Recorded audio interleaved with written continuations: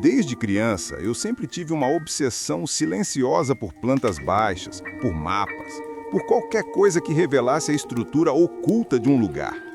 Não porque eu gostasse de arquitetura, mas porque acreditava que as casas, assim como as pessoas, escondem segredos nos espaços que não aparecem à primeira vista.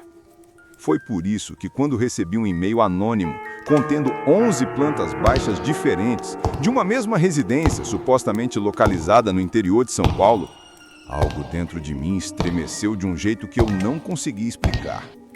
As imagens pareciam normais à primeira vista, mas cada planta baixa mostrava cômodos que não existiam nas outras versões.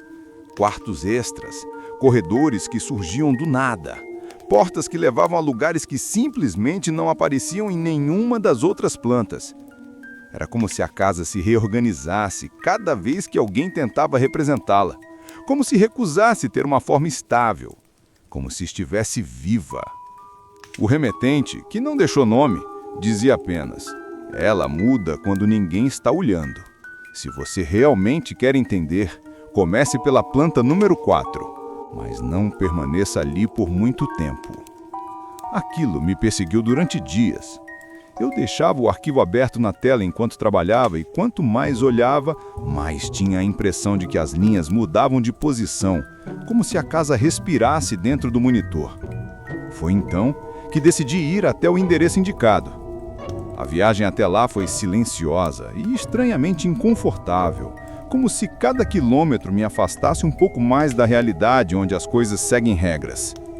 Ao chegar, encontrei a casa, uma construção antiga de paredes acinzentadas e janelas profundas, exatamente como descrita, mas ao mesmo tempo diferente, porque eu já a conhecia sem nunca tê-la visto. Era como revisitar um lugar onde eu jamais estivera, mas que sempre existira em algum canto escuro da minha memória. E quando coloquei a mão na maçaneta, senti a textura fria, áspera, como se tivesse sido tocada por muita gente antes de mim, gente que talvez nunca tivesse saído dali. Ao entrar, percebi que o ar tinha cheiro de madeira molhada e de algum tipo de metal antigo. A casa estava vazia, mas não parecia desocupada. Havia uma sensação de presença, como se as paredes observassem cada passo meu, como se estivessem esperando algo de mim. E então, quando dei os primeiros passos pelo corredor, o corredor que só existia na planta número 4, senti que a casa não estava apenas ali, ela estava me recebendo. Se você está sentindo essa estranheza se aprofundando, vale lembrar que este é exatamente o tipo de história que analisamos aqui no canal. Então, aproveite para curtir o vídeo, ativar o sininho e se inscrever. Nós trazemos relatos obscuros diariamente e sua participação ajuda essa escuridão a continuar se espalhando. Voltando à casa, ela não demorou a mostrar sua natureza. Conforme eu avançava, percebia que o silêncio não era natural. Ele parecia preenchido por algo que se movia lentamente entre as paredes. Em uma das salas, uma sala que, segundo a planta número 2, simplesmente não existia, encontrei uma cadeira de balanço voltada para a parede, como se alguém tivesse levantado dali minutos antes de eu chegar. O piso rangia sobre meus pés com um eco que não combinava com o espaço ao redor. Eu me virei para conferir a porta por onde havia entrado, mas a porta já não estava ali. No lugar dela, havia um corredor estreito, iluminado por uma luz difusa que parecia vir de lugar nenhum. A sensação de que a casa estava reescrevendo a si mesma, aos poucos deixou de ser suspeita para se tornar evidente. Ela não queria que eu encontrasse a saída, ou talvez quisesse me levar a algum ponto específico dentro dela. Continuei caminhando, tentando me lembrar das 11 plantas baixas e criar mentalmente um mapa que unificasse aquelas contradições. Mas isso era impossível. Os cômodos se reorganizavam cada vez que eu desviava o olhar.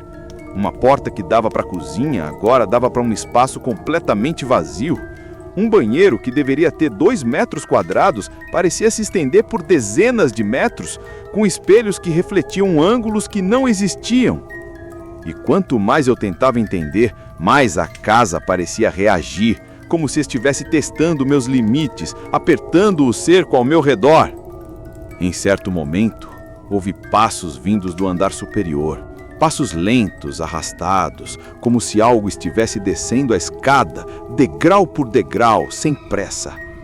Olhei para cima e não vi ninguém, mas a sombra que cobriu a parede por um breve instante não era minha.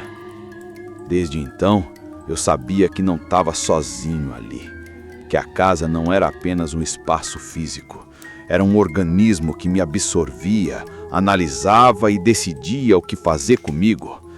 E de alguma maneira, eu tinha a impressão de que isso já havia acontecido com outras pessoas. Talvez com todas aquelas que desenharam as plantas, uma por uma, tentando registrar aquilo que simplesmente não podia ser registrado. Foi quando encontrei a Sala das Plantas, a única sala que aparecia em todas as 11 versões.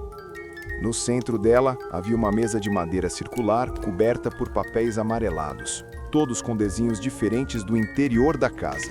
Alguns eram feitos à mão, outros impressos. Em todos eles, porém, havia marcações em vermelho indicando áreas proibidas, corredores que nunca deveriam ser acessados, portas que levavam a lugares que não pertencem a este piso, segundo uma das anotações. E no canto da sala havia uma única planta baixa que não estava no arquivo que recebi, uma 12ª versão. Essa planta mostrava um cômodo que não aparecia em nenhuma das anteriores, situado no subsolo. Um espaço escuro, retangular, onde havia apenas uma frase escrita à mão. A casa escolhe quem desce. Antes que eu pudesse entender o que aquilo significava, ouvi a madeira estalar sob meus pés. Era como se a fundação da casa tivesse se movido, como se algo fosse rearranjado debaixo de mim.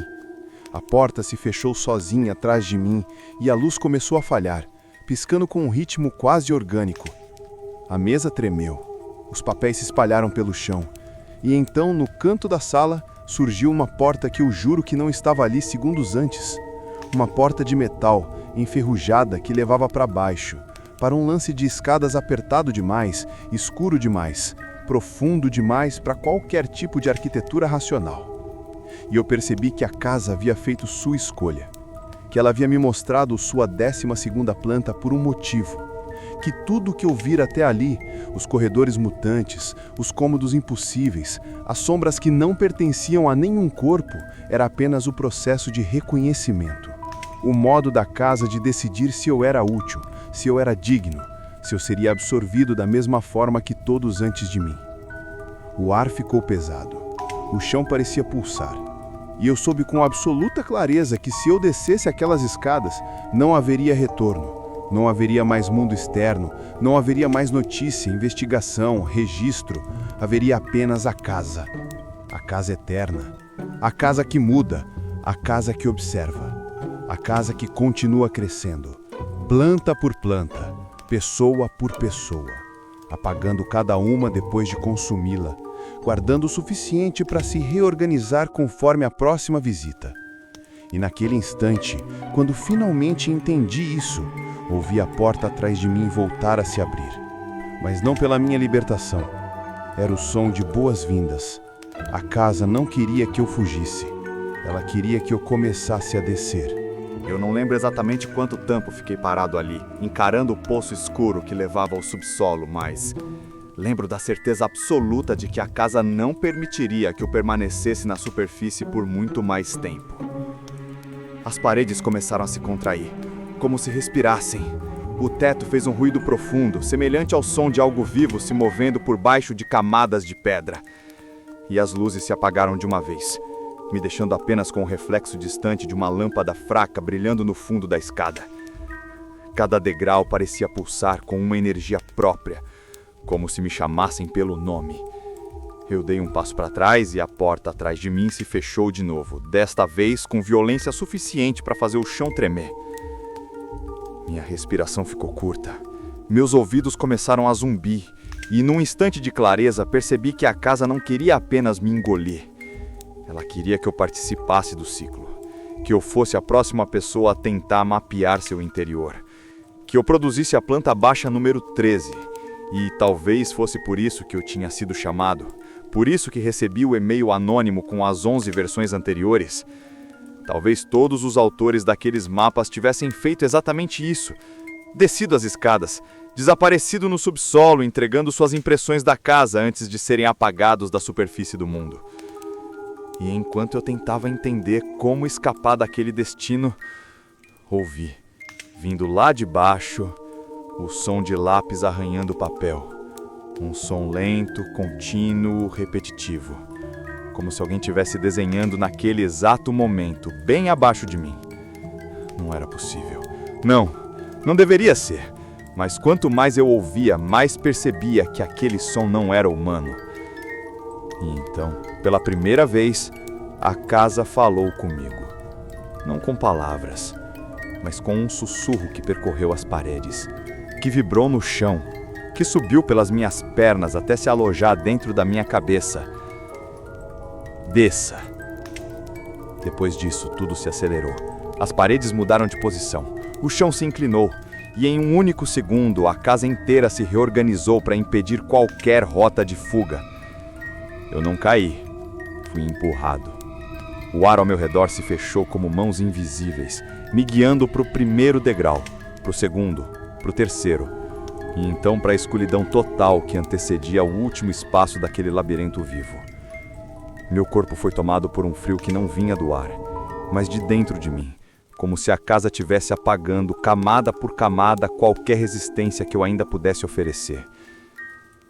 Quando alcancei o fundo, luz alguma restava, apenas o som do lápis. E então, algo me entregou uma folha em branco. Uma folha que eu não podia ver, mas que eu sentia pesar em minhas mãos. A casa queria meu desenho. A casa queria que eu registrasse o que eu estava prestes a ver. Ou talvez o que ela permitiria que eu visse. E enquanto eu tateava aquele vazio absoluto, percebi que não havia saída. Que a casa não era apenas um lugar, era um destino. E que quando este vídeo terminar, talvez a planta baixa número 13 finalmente esteja pronta.